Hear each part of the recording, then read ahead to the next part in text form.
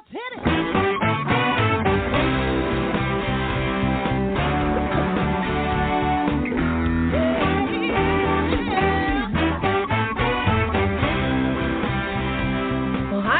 And welcome to Alzheimer Speaks Radio. I'm your host, Lori LeBay, and I'm so excited that you're joining us today. We are going to have a fascinating conversation as usual as we learn from people all around the world at all ages and stages of life.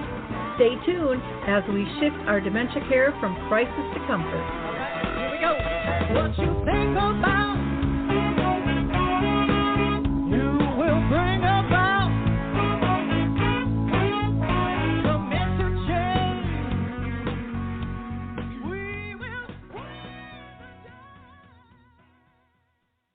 Well, hi, everyone, and welcome to Alzheimer Speaks Radio. I'm thrilled that you are back with us today. For those of you that are new, Alzheimer Speaks is about sound information, not just sound bites. We like to have real conversations with real people who are in the trenches. So that means those diagnosed, family members, a variety of businesses, authors, movie directors, researchers, advocates, and so much more.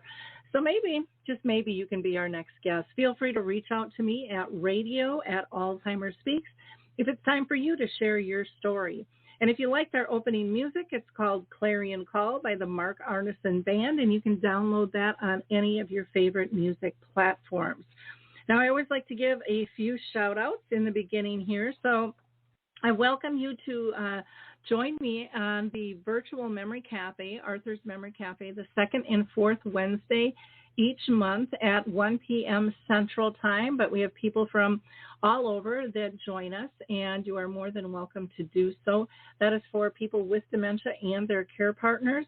And if you're in Minnesota and close to me by Shoreview, Brookdale North Oaks is sponsoring a Caregiver Connect where we're meeting in person at this point at the Shoreview Community Center, and that takes place at 10 a.m. And we typically meet for an hour there, and it's always enlightening and refreshing, I think, for all of us. And then, of course, I'd be amiss if I didn't give a shout-out to Dementia Map, our global resource directory. My dream of 36 years has finally come to fruition. So please check out dementiamap.com. It is free to use. You don't have to sign in or be a member or remember another password. And if you have a service, product, or tool, we'd love to have you go ahead and input that into the directory. And if you'd like a tour, again, just reach out to me and I will be more than glad to help you with that. On there you will find things like Coral Health, who is still allowing people to download two of their apps, Music First and Coral Faith. You're going to hear about the Footbar Walker, which I'm going to talk about here in just a little bit as well. But so many wonderful, wonderful resources, Saltbox TV, Zinnia TV, and so much more. Let's see. I also want to give a shout out to Stories Love Music. This is a free program that is virtual, and it'll be on Tuesdays at 11 to 1 p.m. Eastern Time, November 30th to December 14th. They are taking registrations so that you can get the Zoom link. You can find more information out about that by going to storieslovemusic.com/contact-us, and you will get a lot of great things for caregiving. Also want to bring to mind there is a new program out there that you can get involved with to help Alzheimer's research in just minutes from your home. It's with Picnic Health, so just go to picnichealth.com/speaks to sign up and get $25. Picnic Health collects and digitizes all of your medical records into one online account, and then you can consent to share that anonymized data of your records with medical researchers. And by examining real-world data from your medical records, researchers can actually find answers to things that they couldn't find in clinical trials. So know that your story is important and your unique healthcare journey, you are able to share that if you so choose Also, if you're caring for someone with Alzheimer's and have the power to do so, you can sign up on their behalf. Again, go to picnichealth.com/speaks and get your $25 when you sign up. We're going to hear from the Footbar Walker, and we'll be right back. Introducing the life-changing Footbar Walker. I'm Peggy from Danville, Kentucky, and I'm 91 years old. The Footbar Walker revolutionized my care of George. The saving that I made from having to put him in a nursing home came to about $192,000. The Footbar Walker opens and closes just like a standard walker. The only thing that is different is the top bar and the foot bar. Does that ever make a difference? Does someone you love use a walker? Do they struggle to get up from a seated position? Are you a caregiver dealing with physical pain and stress as you help your patient? The Footbar Walker was designed to assist not only the patient, but also the caregiver. Patients have more control standing up, and no lifting from the caregiver is required. See how it works at thefootbarwalker.com. That's thefootbarwalker.com. Peggy, would you recommend the Footbar Walker? Do I ever? I would not be in the health that I'm in today at this age had it not been for the Footbar Walker. Well, now it's time to introduce our guest, and I'm really excited to have her with us. We have author Patti Davis joining us today to discuss her new book, Floating in the Deep End, How Caregivers Can See Beyond Alzheimer's. Well, most of us understand how difficult dealing with dementia is as a diagnosis, but now add to the journey, like Patti had to, that your dad is not only a public figure, but he is President Ronald Reagan. This is Patti's story, which started in 1994 when her dad was diagnosed with Alzheimer's disease.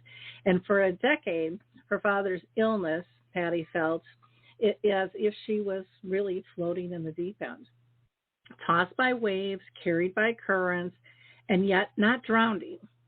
Her lifelines were her faith, and her stubborn streak helped resolve that look, that past and the cruelty of the disease. And she learned through that stubbornness how to look forward. So we are just so honored to have Patti with us today. She has authored a lot of books, which some of you may or may not know, like The Long Goodbye. She has a support group called Beyond Alzheimer's that is now licensed in Pennsylvania and also in the Cleveland Clinic. And so it's just a thrill to have you with us, Patti. Welcome to the show. Thank you. Thank you so much for having me. Well, before I get into my line of questions with you, I'm also going to have my co-host introduce herself. She is living with dementia. And so, Kate, if you don't mind just giving the audience a little background on yourself, that would be wonderful. What kind of dementia you have and how long you've been living with it. My name is Kate Lau. I'm originally from Malaysia. I didn't come all the way to America to think that I would get dementia. I came to see America because I want to be free, and I'm now isolated. I live with a form of dementia called BVFTD. It is behavior variant frontotemporal dementia. My long-term memory is intact, but my short-term memory is not good at this stage, meaning that I'm losing words, as in looking at certain things, and I'm pointing as if I need that green thing, but I cannot find the name for it. And if I haven't said it and I've forgotten what I've just said, I was diagnosed with Alzheimer, misdiagnosed in 2012. And after taking more tests, I was diagnosed. I am diagnosed with BVFTD, and I'm living well compared to many others. Wonderful. Well, thanks for giving that background. That's helpful for people. I'm going to first start by asking Patti a few questions here. So needless to say, you have been personally touched by dementia with your father, President Ronald Reagan. But have there been others in your family or circle of friends? that have been diagnosed with a form of dementia as well? Well, I have many friends who have parents or loved ones with dementia, and I ran my support group for 6 years, so I obviously have I know many stories. In my family, my uncle I think my uncle was diagnosed with Alzheimer's, but he was also an alcoholic, so maybe he had Alzheimer's and maybe his brain was just pickled. I'm not sure. Sure. I don't mean to be. I'm not trying to be glib, but it sometimes it's a murky diagnosis because alcohol, obviously, in large doses, does affect the brain. Yeah. Well, and depending on how old your relatives are and when symptoms and signs started to occur. I mean, my mom was told for 10 years it was her hormones. Doctors really didn't talk about it. And it wasn't until my dad had brain cancer and we ended up, saying, okay, this is it. we've got to find somebody else to go to because something's going on here. And it's a very, very common for people to be misdiagnosed and re-diagnosed, and it's, or depression. It can look like so many different things. So, yeah. Well, thank you for sharing that, because I know as I talk with people, when I ask that question, it really isn't to pry, but, so often we hear that, it's only if you have a certain gene. But I hear so many people in their families go, well, yeah, this person, that person. A lot of people had symptoms, weren't necessarily diagnosed, but they're starting to see a pattern now. And they used to call it different things, too. So that made it difficult, too, yeah. The hardening of the arteries and all of that. So I think it's going to be interesting as we go forward. I wanted to ask, if you can share with our audience one aspect of the diagnosis that changed your relationship with your dad. And I'm sure there's more than one, but what was the most prominent to you? Well, I decided right at the beginning that I didn't believe his soul could be sick. I didn't believe his soul could have Alzheimer's, and that really was my grounding for the 10 years of his illness.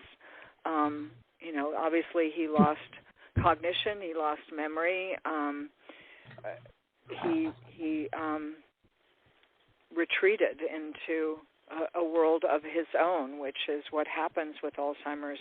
But I believed that there was an intact soul there, and believing that, I was always looking for the little windows through the disease, which do come, and they're very fleeting, and they're gone in an instant. So if you don't consider the possibility that there might be a soul in there that isn't sick, you will miss those moments. So, even if when I've said that to people and it doesn't fit with their spiritual beliefs or lack of beliefs, I've always said to people, consider the possibility, because it will change how you deal with your loved one. It will open you to the experience of having those moments when there's an aperture through the disease. Oh, I so agree with you. I've never heard it framed that way, but I'm right there with you. I never gave up hope of our relationship and our connection still being there, and it really did make a big difference. I look at how my brothers dealt with it, and they just saw loss in every direction, and I was looking for what do we still have. And in fact, I was talking with somebody the other day, and I said one of the things that taught me, and I'd love to hear if you saw this too, but different levels of unconditional love I didn't know existed. Well, I don't think that Alzheimer's doesn't destroy love. I don't believe that. Even if people hold out the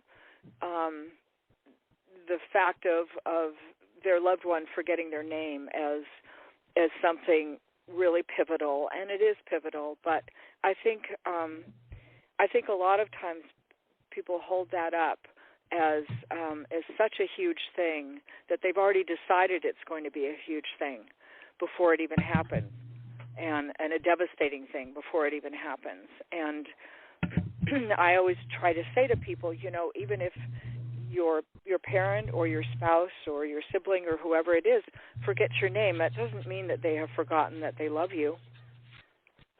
That's beneath the area of cognition. So, we decide really what our experience of an experience is going to be, and I think that's one of the lessons of this disease. If you go into it thinking this is going to be horrible, the person is just lost to me, there's no one home, there's no one there anymore, then that's going to be your experience. If instead you open yourself up to, I don't know what this is going to be, I am willing to learn, I'm willing to see whatever is in front of me, and I'm willing to really open the boundaries of my vision, then that's going to be your experience. I would recommend the latter. Oh, definitely. I would agree, too. Now, there must have been times, I think all of us go through anger and disappointment and just feeling scared, with this disease and how things progress. How did you deal with all of those feelings? All of those are valid feelings. We're human beings, and they are valid feelings. The technique that I use, and I've written about it in Floating in the Deep End, particularly with anger, I gave myself a time limit on it. I read somewhere that our normal reaction of anger, our physiological reaction of anger, plays out in something like, 12 minutes or something like that. That's our adrenalized state, and that's what anger is physiologically. Anything beyond that is a choice. So taking that, I thought, okay, then what if I give myself a time limit on my anger? I'm going to set a timer for 30 minutes, and I will allow myself to be angry for 30 minutes. But at 30 minutes, I got to stop, right? I'm going to choose to stop at 30 minutes. And, I've recommended it to a lot of people, and it kind of works. And what happens is you do that enough times, at about 15 or 20 minutes, you start to go, okay, I'm really tired of this now. This is not, there's no reward to this anymore, right? Yep. So you can shorten the time, but you can't lengthen the time. If it gets to 30 minutes, you got to stop. Yep. There's not snooze alarm on it, but you can shorten it. I love that. Well, and do you feel too anger and fear are usually wrapped in a grief or some form of loss? I think that anger always sits on top of something else, usually fear, oftentimes grief, but it always sits on top of something else. And if you think about it, even if we get angry when we're behind the wheel of our car at some driver who just cut us off, underneath our anger is fear that we almost got in an accident and got injured. Mm-hmm. So if you really strip it down, it is always about something else. And I think that's a really good way to dismantle it also. I would never recommend denying your anger. I mean, it's there for a reason. And like I said, we're all human. But, managing it and not letting it take us over. I've written in my book, and I believe this really strongly, that there is a big difference between getting angry and being angry. We all get angry. I mean, unless you're hypnotized or something, we all get angry. But we don't want to be an angry person. We don't want just that slow boil to end up being our reality. Mm-hmm. Well, I love when you're talking about emotions that, hey, everybody has this spectrum of emotions and they're totally normal. But it's how we deal. But it's how we deal with them, and it's been amazing to me on my journey with my mom, who's now been gone for since 2014. So, everything seemed to exacerbate, because I was worn down and tired on top of it all. But I really had to learn to deal much more with my emotions and dig a little bit deeper. And to me, I know it sounds really weird, but it really was a gift in a really strange package. But it was like, gosh, what a blessing to figure this out. Instead of stuffing it because everyone's telling you, you know, don't show your emotions and don't do this and don't do that. And that's one of the things I appreciate, even like when I go speak now, Patti, is, you know, sometimes I get teary-eyed when I'm telling a story and people go, oh, you can't do that as a speaker. And I'm like, I have to show my vulnerability if I expect them to share theirs.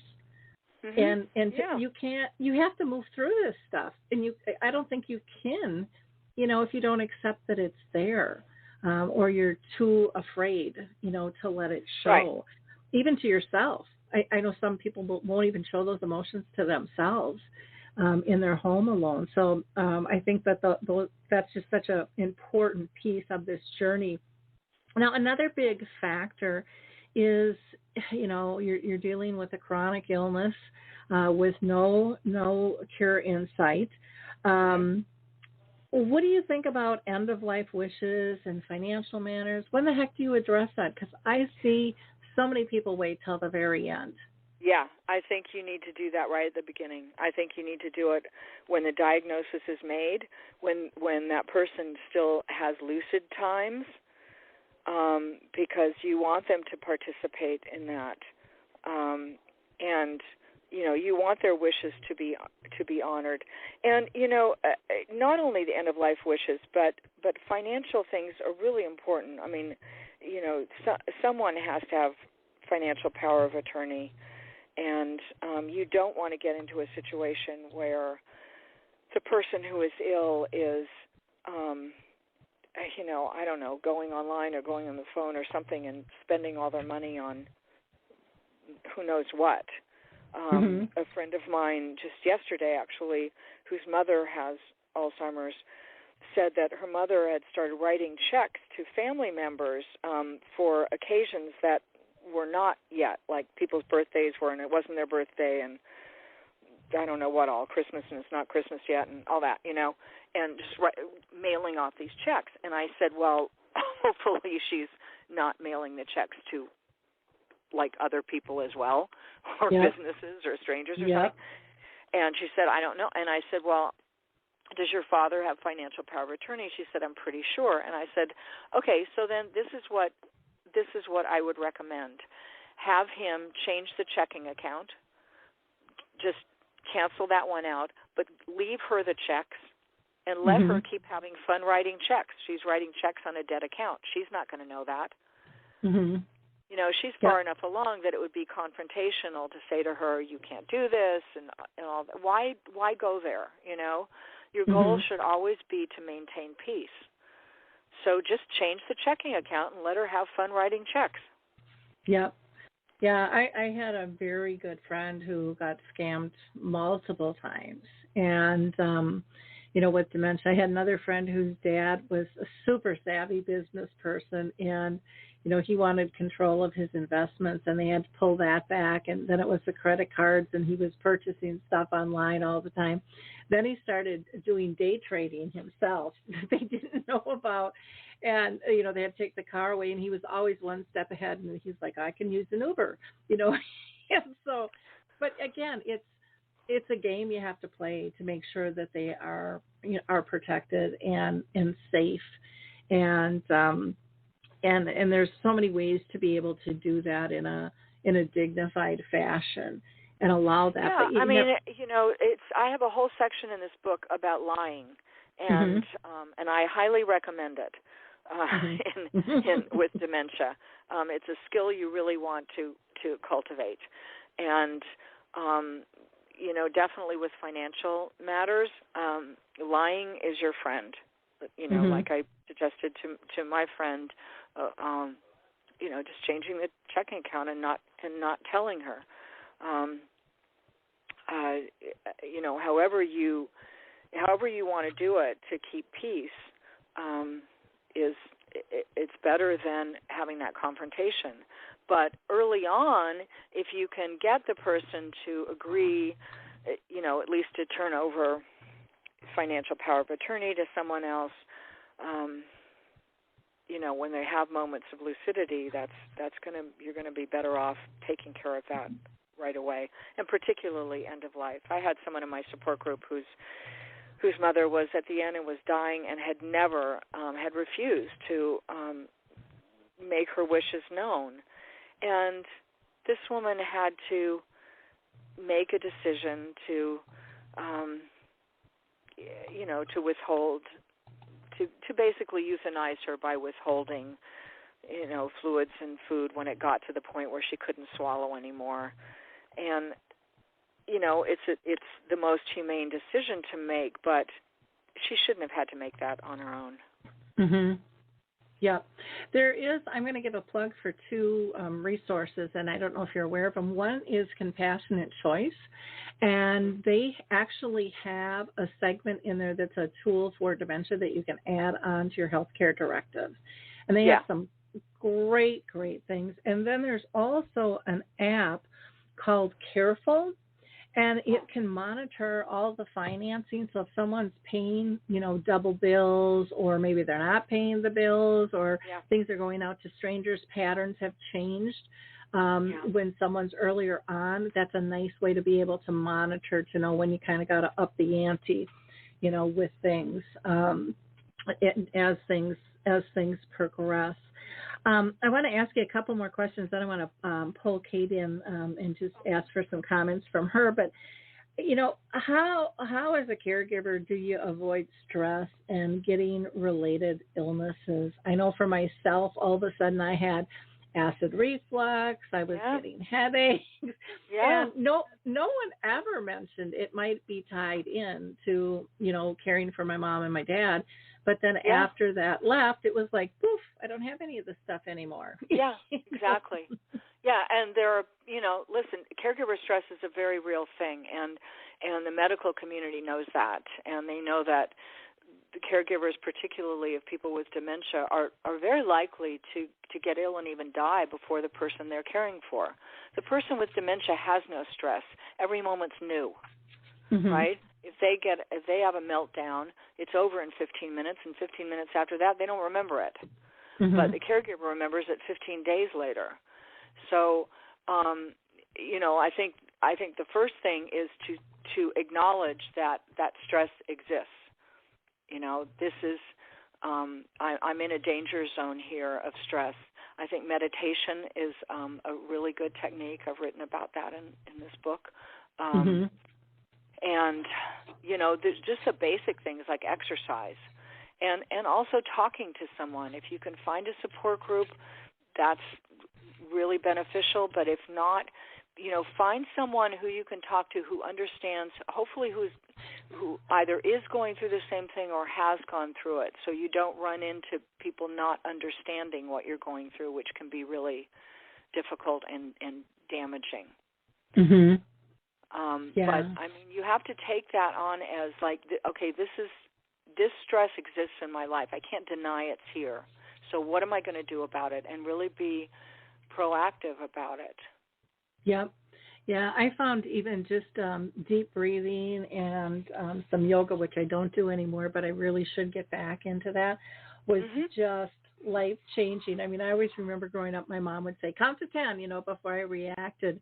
And it was like, oh, there was a reason for that. It was to get myself centered. So now I just take some deep breaths, and I don't think people understand how that actually changes the chemistry in your body just by taking some deep breaths. Life can be so simple if we just kind of slow down and pay attention to our bodies and what they're telling us and how they're reacting. And same with the person with dementia. I see so many families wanting someone to speak to them the way they used to, and they totally ignore the body language. And did you go through a phase with your dad with that? Or I kind of feel like people who are really stemmed and feel like the love connection isn't gone still see that body language. But that's been my experience. I mean, at the point when language got broken and it's come to be called word salad in the world of Alzheimer's,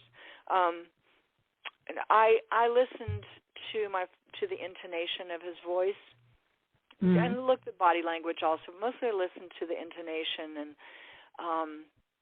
and it's usually, if you do that, you can figure out if the person is upset, or if they're amused by something, or they want something. That's usually there in the intonation of their voice. Mm-hmm. Great. I'm going to just pull Kate in here really quick and see. Kate, do you have any comments? I know we've covered a lot of territory, and one of them was lying to somebody with dementia, what I like to call fiblets, to just make things still be fluid. What are your thoughts? On Patty, before I became a patient, I was a caregiver. So I thought I knew everything, but no. Until I lived in this dementia world, I'm going through all the emotions, and then I could tell that, oh, okay, I'm a wanderer. I wander around, and I did not know what that was before I had FTD. So now I can differentiate between Alzheimer's, FTD, Louis. So anyway, there's so many. I don't know how to say this. I was angry as a caregiver because I was frustrated, not at the patient, but the workers that didn't understand that it is not their fault. I think they need more education in the field of Alzheimer's or any kind of dementia, and they cannot be just let out there. All right, now you work for the dementia unit.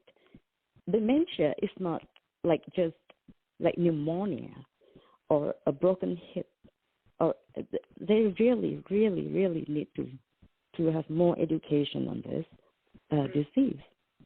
And then also, after I had dementia, I had another kind of anger. It is an anger that there's education out there, and there's advocacy like everywhere, what we are doing right now. But they're not interested, and this I learned, and I experienced it myself from a lot of, I'm with several support groups, and all I hear is loneliness, and they're angry because they seem to feel like, oh, hey, I'm not a piece of furniture. They're just at a party or family get together, and they're being ignored. Or, you talk to somebody about me, and I'm sitting here, and I can still understand, especially in middle stages. It doesn't mean that once you're diagnosed, you forget everything. I still am a person. Look at me. It's like when I was with patients, I had my own side business, let's say, after I stopped working for a facility, and I work with mainly professors because this is a campus town, emeritus. So I look in their eyes a lot, and I always ask, who's your best friend? Because it seems like all they do is talk to me all day long, and then each one of them, at whatever stages it is, try to think, and they have no best friend. I say, what about way back when you were working? Who's your best friend? They didn't. You'd be surprised. You're so famous, and you don't have a best friend to talk to about this. And I was really angry that nobody talks to them. They are isolated because even their families don't believe them. I am one of those people. Yeah. My children do not accept it. So under all that anger, like you said, there is something else. It is loss. For me, it is loss. The loss of family, the loss of friends, the loss of grandchildren, the loss of independency, and the worst of all is grandchildren. Because I have 2 grandchildren that's in another state that I don't see at all. And I have about 4 grandchildren here in in the state, in the same town, and I'm only called if I'm needed. And then, hey, where's my dementia? Aren't you worried that I will hurt your children? But could I take the child from A to B, 4 doors away to the other grandmother, driving my car? No. But my neuropsychologist never said I could not drive yet. That was the early stage. Right away, not only did I lose my grandchildren, I could not babysit them, but I also have never been shopping with my grandchildren. And my son agreed with the girlfriend that they didn't bring my grandchildren to see me.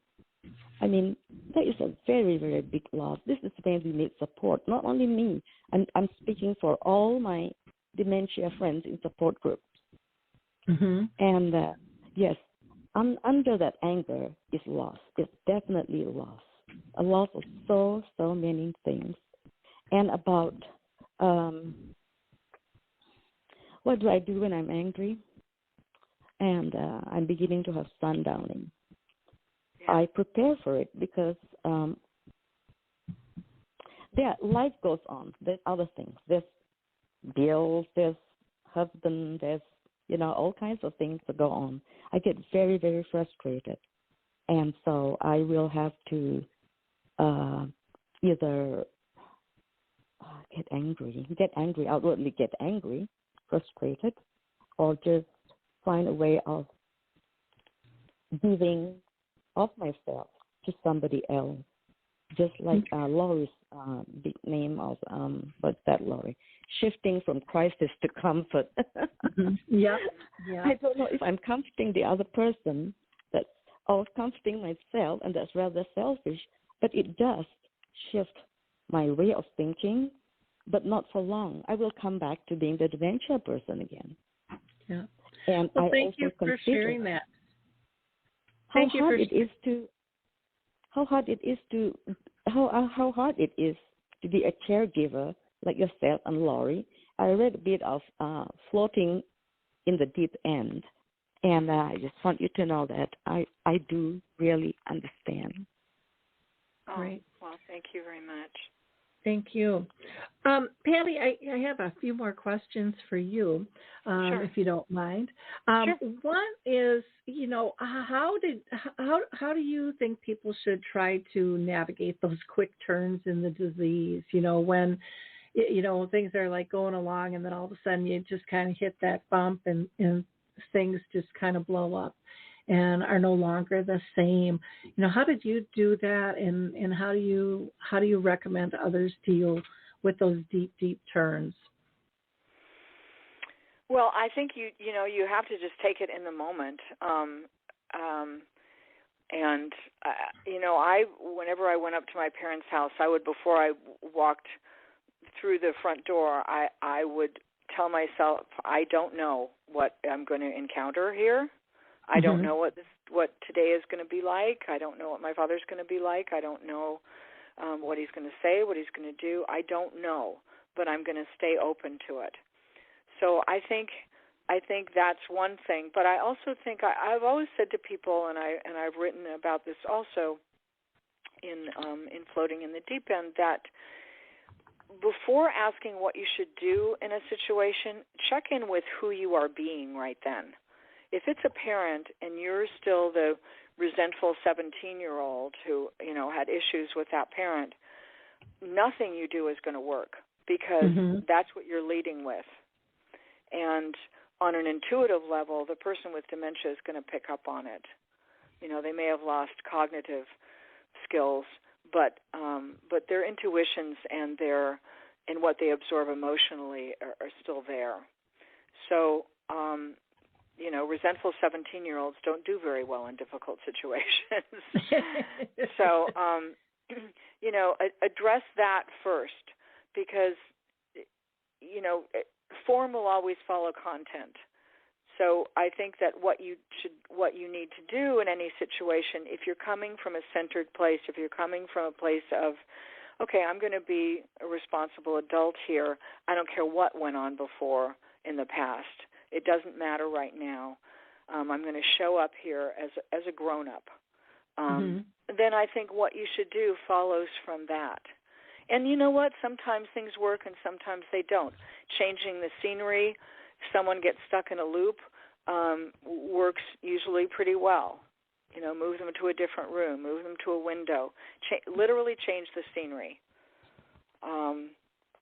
So, you know, there are a lot of techniques that work, but like I said, if you're coming from your history with that person and it's a difficult history and you're caught up in all of those emotions, nothing's going to work.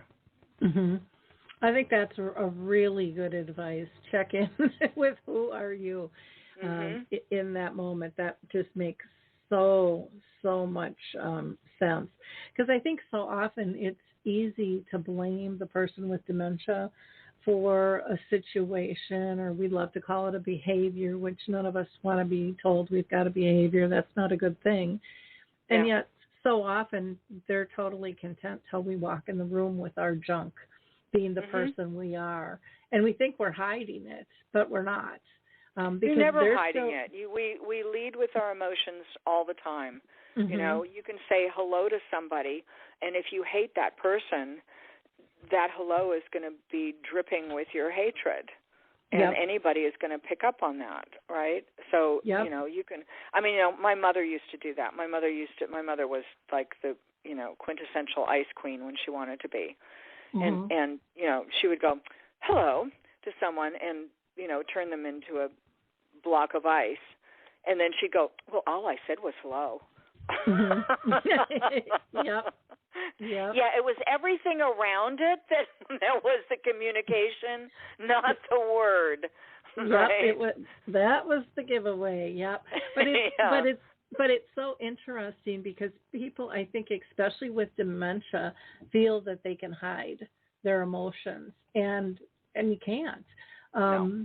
People with dementia can still read through that, and I think that shocks people when they actually learn that. But it's something, you know, to me, I believe it's innate in all of us. But as we get older, for some reason, people stop utilizing that tool, which is 3/4 of our communication. And well, I would take it even one step further, and I would say that someone with dementia picks up even more on your emotions because they don't have the cognitive skills to rationalize what the emotions that are coming at them. They don't they can't rationalize and say, oh, okay, well, you know, Tommy's pissed off right now because, you know, he's remembering that, you know, what I did to him 10 years ago or something like that. They don't have those skills anymore. So all they're picking up on is the anger, the resentment, the irritation, or whatever is coming at them. They feel it even more. Yep. No, I agree with that as well. You know, another big question that people struggle with is, when the heck do you pull in outside help, or do you pull in outside help? I think there's, you know, kind of this stigma of, what do you mean you can't handle it?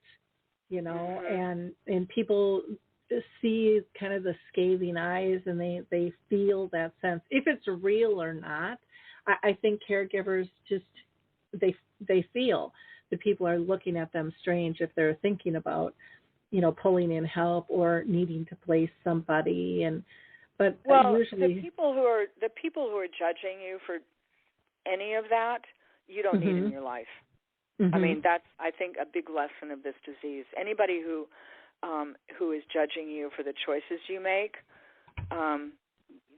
they're not your friend, and you don't need them. You need people who are supportive around you. And, you know, as far as bringing in outside help, I would say as soon as possible, even on a limited basis, so that your loved one gets used to someone else being around. And you don't have to say that they're there to take care of them, because that often is the barrier and what gets them upset. Say that they're there helping you out. You know, I need some help organizing things, or I need some help, whatever. Make something up, you know. But really, the person is there for your loved one. But couch it as something different. You know, couch it as that they're helping you. I would not wait until things get really bad and you really, really need someone, Mm-hmm. that's never a good position to be in.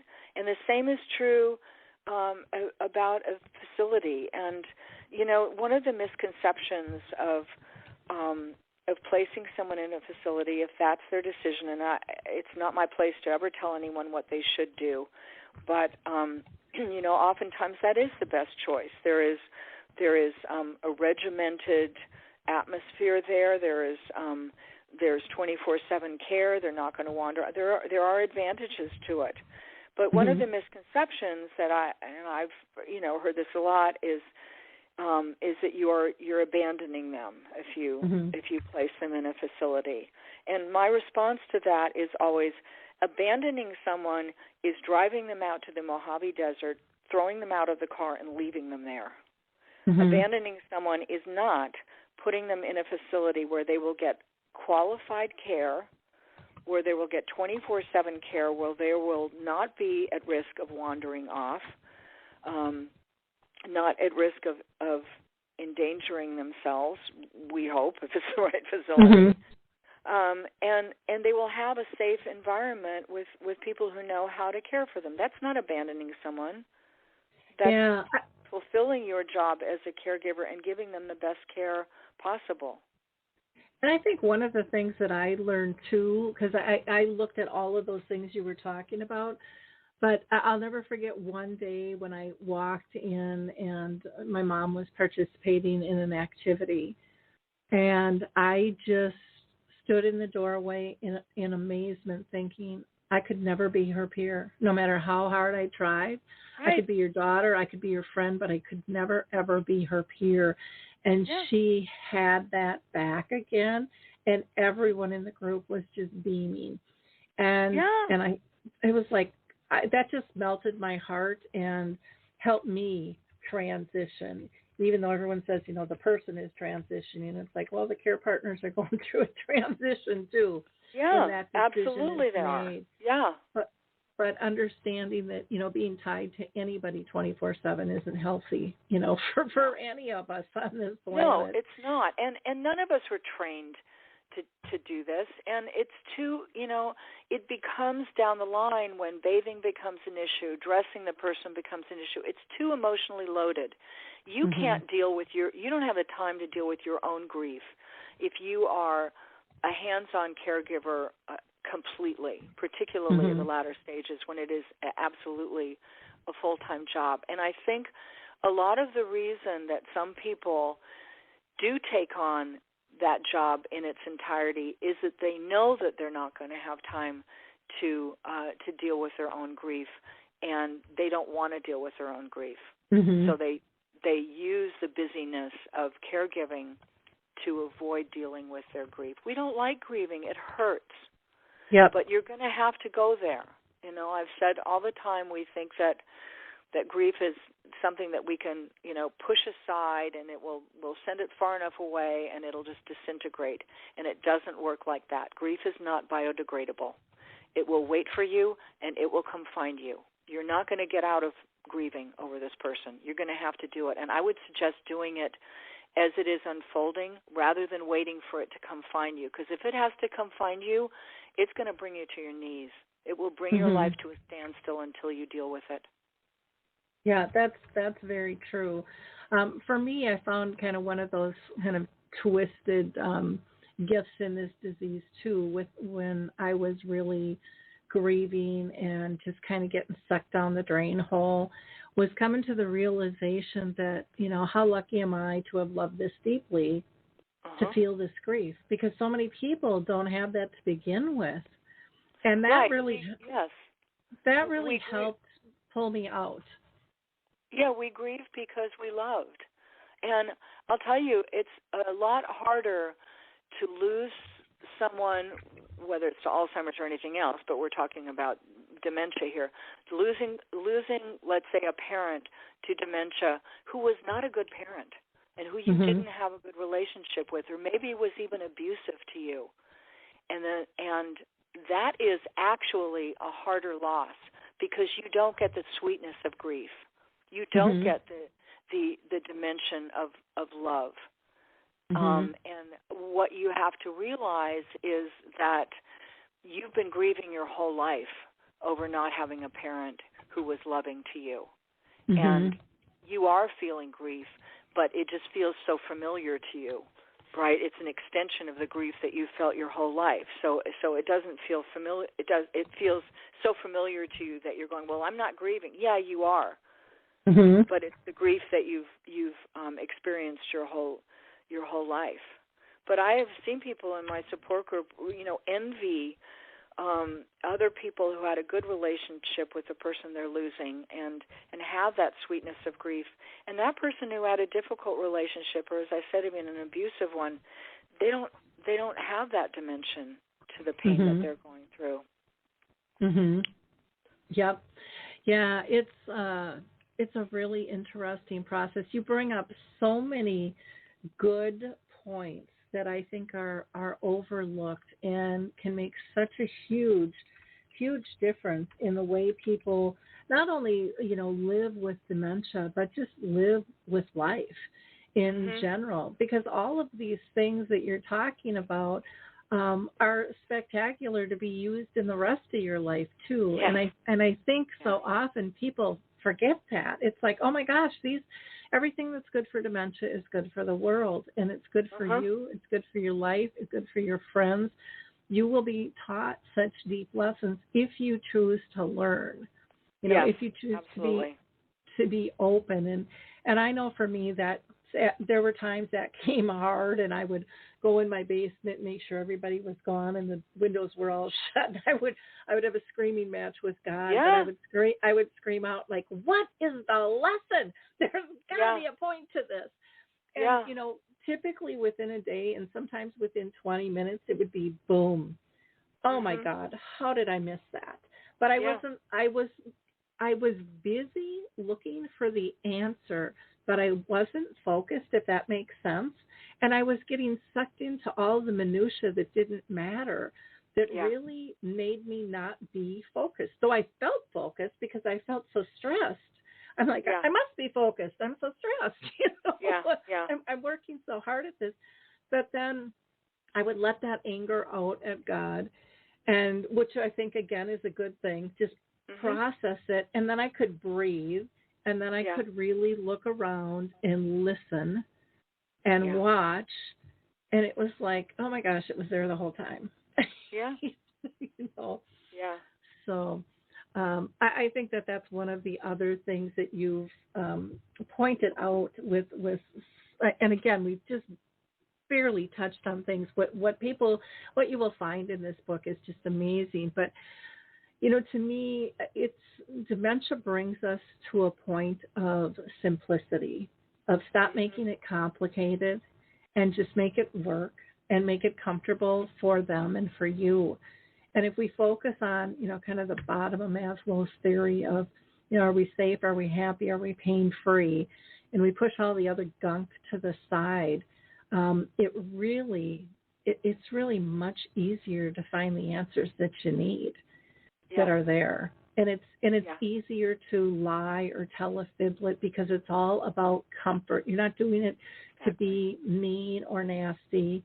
Right. You're doing it really to protect them and to preserve their contentment in their day and their comforts.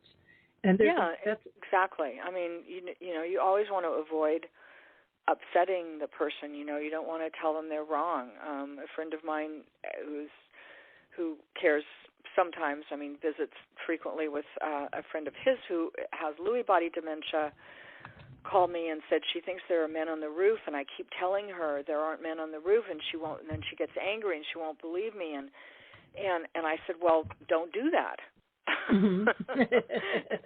Try instead saying to her, validating what I said, first of all, she has Lewy body dementia, she's hallucinating. She sees them. They're real to her. So say, you know what, you're right. There were men on the roof. I saw them, but I chased them away. You let me know if they come back, and I'll chase them away again. Yep. And he tried that, and it worked quite well. Yep. Yeah, it makes such a huge difference. And it's so much easier to step into their space than try to pull them out of their reality. And I don't understand, and not to be judging, but I really try to understand why people have such a difficult time with that. And I had one woman one time say, I was brought up Catholic and we do not lie, and I'm not going to start now. And I said, I can't argue your theology, with you. I'm just saying this might make both your lives a lot easier. It's kind of like trying to convince someone to take a shower all day long and you're fighting because they don't want to go in or they don't want to get out of their jammies. Yet it's perfectly fine if we don't want to get out of our jammies or if we want to skip a shower for a day. Yeah. We don't have anybody breathing down our neck. And realizing this can be normal. This doesn't have to be an everyday thing, but we assume it's going to be an everyday thing. And we battle it, and we wreck our day for both of us where, maybe they just want to take a shower at night or maybe they want to skip a day, but not giving that a chance to work out. Well, Patti, this has just been just a wonderful, wonderful conversation. We only have about 4 minutes left, but I want to ask you, if people are dealing with kind of the first signs of dementia, where should they go for help? What do you recommend? Well, I would recommend trying to find a support group, and if you can't, then find someone who is going to be open to what you're talking about. Like I said, someone who has some understanding of what you're going through, and don't. If you think of, okay, I've got to deal with everything all at once, then you're not going to probably end up dealing with anything. Mm-hmm. There are things that you have to deal with right at the outset: driving, financial things. Make a list if making a list helps you sort of compartmentalize and take a deep breath. Take things one at a time. I mean, there are things that you're going to have to deal with right out of the gate, but take them one at a time. Just from the beginning, be aware of the potential for stress in yourself, and decide at the beginning, that you're going to keep that in check. However you have to do it, you're going to keep that in check. Mm-hmm. Wonderful. And, for support groups, I think a lot of times people think of just themselves as a caregiver, but memory cafes are for both the people with dementia and the care partners. And what I love about those is it allows them to build a peer group that understands. Because a lot of times people lose their friends and family, kind of walk out like Kate was mentioning. And then there's also dementia mentors, where a person who's newly diagnosed can be mentored by a person with dementia. Because they know what it's like, what's all the things that are going through their heads, the emotions, how they're looked at different, treated differently, all of those things. And so I'll give another plug for Dementia Map to check out. There's lots of great resources there. And so many of the support groups are virtual, so they don't have to be in your backyard anymore. So keep that in mind. So again, Patti, thank you so much. Your book is beautifully done, and it really talks about the human condition, and how we need to care for ourselves as well as caring for others. It's just the guidance that you give in here is wonderful. So I really recommend that people pick up this book, and you can go to Patti's website, booksbypattidavis.com, or she has a website page as well, which is Books by Patti Davis. And you can also follow her on Twitter, and that's Patti, P-A-T-T-I, and then an _ Davis. Again, thank you so much. It was just such an honor to talk with you. I could talk with you all day long. And Kate, thank you as well for joining us. It's always nice to have a perspective of someone with dementia as well. So I appreciate that. Thank you so much. I appreciate it. May I say one word in parting? Sure. I want to quote, I don't know all the words, the late President Reagan. Mm-hmm. He said once, I think, to his, Henry VIII said to his sixth wife, "I won't keep you waiting too long." So I won't. I'll be very quick about this. I just want to thank you, Patti, because I've learned so much just listening to you, and I'm going to Amazon to get books. I read a lot. It says, don't need people who don't support you. And many people have told me that, but it did not sink in. And today it does, because I have just recently been very, very hurt. Like they don't even think that you have dementia to deal with. They talk to you at their level, and they're actually scolding you. And that is a no-no, and I've learned that's the biggest thing I've learned from you today. And I don't know, what do you miss most about your father? What do I miss most about my father? Yes. Well, my father was a very elusive man, so I sort of missed him my whole life. But, I felt that in the 10 years of Alzheimer's, I made connections with him that I really hadn't made before on a deeper level. Oh, nice. I miss his great leadership, and I miss his sense of humor. Thank you, Patti. Thank you. Thank you both. And Thank you. listen in for our next show on Thursday. We're going to be talking with Life Bio. All our shows are archived, and you can always find more information at alzheimersspeaks.com as well. Thanks, everyone. Have a blessed week. Bye-bye.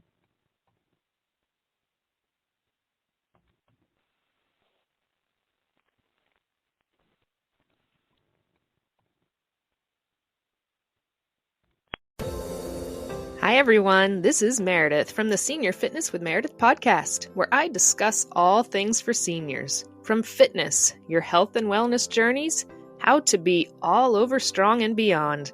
I also have my mini podcast called Motivation with Meredith. It's a great, quick motivational pick-me-up for your days. Join me, listen now, search for Senior Fitness with Meredith on your favorite podcast platform.